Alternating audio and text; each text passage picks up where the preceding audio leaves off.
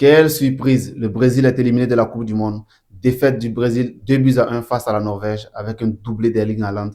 Un Brésil inoffensif et décevant. On analysera tout ça dans cette vidéo. Alors, dès le début du match, on a senti une équipe de la Norvège qui imposait beaucoup son style à cette équipe du Brésil. Une équipe de la Norvège qui était très dominatrice en termes de possession de balles. Mais globalement, cette première mi-temps sera une première mi-temps équilibrée en termes d'occasions franches et de situations nettes de but, avec notamment une première situation dès le début du match de la Norvège qui ouvre le score 1 but à 0, mais malheureusement refusé pour une position de hors-jeu. Et dès la 12e minute, le Brésil obtient un penalty logiquement obtenu. Un penalty raté par Bruno Guimaraes. J'avais cru que Vinicius allait tirer ce penalty, mais non, Vinicius le laisse à Bruno Guimaraes. Alors je ne sais pas dans la hiérarchie des tireurs de penalty qui est le tireur attitré, parce que pour moi, je pensais que Vinicius allait tirer ce penalty. Mais non, c'est Bruno Guimaraes qui va se charger et rater ce penalty. Peut-être logique aussi vu que Rafinha n'était pas titulaire, également aussi Neymar n'était pas titulaire en début du match. Ancelotti qui a fait une composition très offensive avec notamment Martinelli qui était titulaire, Ryan également titulaire en attaque aussi, avec Vinicius Junior et aussi Matheus Cunha qui était titulaire. 4 joueurs offensivement parlant qui étaient titulaires, qui a un peu déséquilibré ce milieu de terrain, on verra par la suite. Globalement, cette première mi-temps sera largement dominée par cette équipe de la Norvège en termes de possession de balles, mais en termes de situation de but, sera très équilibré. Et là, on se dit que le Brésil sera beaucoup dans la difficulté, vu que la possession de balles était largement du côté de cette équipe de la Norvège. Alors, c'était très probable, au vu du style de jeu de Ancelotti, un style de jeu qui ne convient pas vraiment à ce Brésil, je trouve. Un style de jeu où cette équipe doit beaucoup défendre, doit beaucoup laisser le ballon à l'adversaire. C'est vraiment pas ce que ce Brésil-là demande, je pense. Un Brésil qui a perdu son football possessif parce qu'on sait qu'Ancelotti procède beaucoup par les jeux rapides, les transitions rapides, les contre-attaques et autres. Ce Brésil vraiment a perdu son style de jeu, je trouve. Et cette deuxième mi-temps, il y a eu beaucoup de changements du côté du Brésil. Cette deuxième mi-temps qui va répartir sur les mêmes bases de la première mi-temps. La Norvège qui va continuer de dominer ce match. Mais le Brésil va avoir des situations énormes également. On se rappelle de la rentrée d'Hendrick. Un premier ballon dont Vinicius le lance en profondeur et Hendrick qui n'arrive pas à mettre ce ballon au fond. Un Brésil qui a été vraiment inefficace. Un Brésil qui a été vraiment inefficace dans ce match. Hendrick avait l'occasion d'aller mettre ce but au fond. Penalty raté en première mi-temps. Et Hendrick face à face au gardien qui n'arrive pas à marquer. Toujours 0 but partout. Et là, le match continue. Et Neymar qui va rentrer à la 65e minute. On se disait tous que Neymar pourra vraiment aider cette équipe du Brésil à aller ouvrir ce score et se lancer pour une probable victoire. Mais malheureusement, Neymar qui rentre, ça ne sera pas le cas, ça sera très difficile. Un Neymar qui n'est vraiment pas en jambes, ça on le sait. Et quelques minutes plus tard, un joueur qui n'a pas besoin de beaucoup d'occasions pour mettre le ballon au fond. Bien sûr, Erling Haaland. Sur un centre magnifique de Schledrup rentré au cours du match. Schledrup qui envoie un centre magnifique sur la tête de Erling Haaland. 1 but à 0 pour la Norvège. Et là, la Norvège est vraiment lancée. Et le Brésil est dans le dur.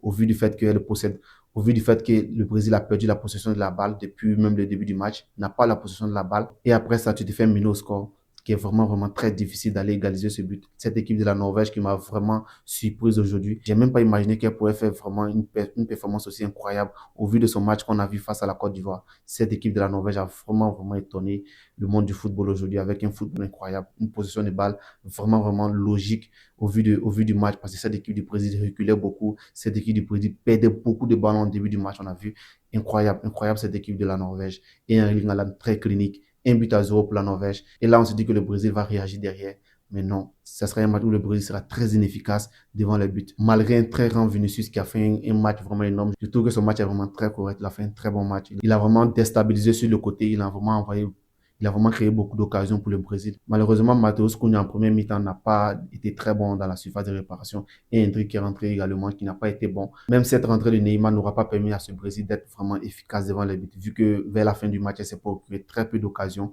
Parce que cette équipe de la Norvège avait beaucoup la possession de la balle. Et là, à la fin du match, le Brésil ne parviendra pas à égaliser ce but. Et là encore, dans les dernières minutes, qui encore Erling Haaland avec une frappe limpide, un peu hors de la surface de réparation. Un Erling Haaland incroyable. Vraiment, ce joueur est vraiment incroyable. Très clinique, cet Erling Haaland. Vraiment monstrueux, ce Erling Haaland. Incroyable. Doublé dans ce match et qui élimine le Brésil. Un Brésil vraiment très décevant. Et un Ancelotti dont le style de jeu ne convient vraiment pas à ce Brésil. Je suis désolé de le dire, mais ce style de jeu ne convient pas à cette équipe du Brésil. Et un Rafinha qui n'a pas joué parce qu'il est blessé. Il laisse son équipe malheureusement dans le dur. Un Vinicius Junior qui a été vraiment monstrueux depuis le début de cette compétition. Si je suis vraiment déçu pour un joueur, c'est vraiment Vinicius Junior. Parce que Vinicius Junior, vraiment, il a fait une très grosse Coupe du Monde jusque-là. Malheureusement, l'aventure s'arrête là. Un Neymar qui rentre en coup du jeu, mais qui n'est vraiment pas en jambes parce que on se rappelle, il a été beaucoup blessé. Il n'a pas vraiment eu beaucoup de rythme, malheureusement, qui n'arrive pas à sauver cette équipe du Brésil. Un Brésil qui est vraiment très décevant globalement. C'est dommage pour cette très grande nation du football. C'est vraiment très décevant pour la plus grande sélection de l'histoire du football. Très, très décevant, très, très déçu pour le Brésil. Mais bon, logique, victoire logique. La Norvège qui s'impose 2 buts à 0 et se qualifie pour les quarts de finale de cette Coupe du Monde qui affrontera probablement l'Angleterre, qui serait un match très difficile. Mais je pense que avec un Erling Haaland incroyable, avec ce style de jeu que je vois, cette équipe est vraiment la surprise de cette Coupe du Monde. Même si on sait qu'il y a eu beaucoup de surprises avec les pays africains, notamment le Cap-Vert et autres. Mais la vraie surprise pour moi, c'est la Norvège, parce qu'on n'attendait pas cette équipe à ce niveau de la compétition avec ce style de jeu. Vraiment, après le match de la Côte d'Ivoire, je me disais que cette équipe allait se faire sortir par cette équipe du Brésil. Mais une grosse surprise, elle élimine cette équipe du Brésil. Un Brésil qui est vraiment très décevant.